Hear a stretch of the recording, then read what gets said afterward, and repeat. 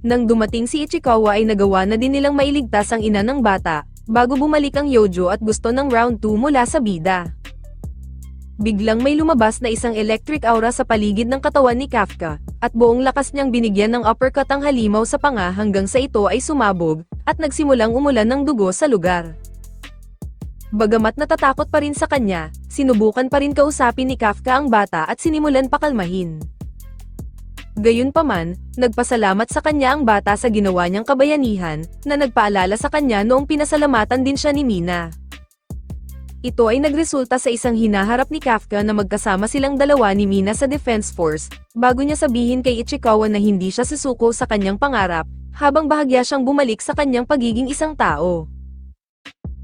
Pagdating ng 3rd Division sa pinangyarihan ng insidente, nagtataka sila kung ano ang nangyari doon.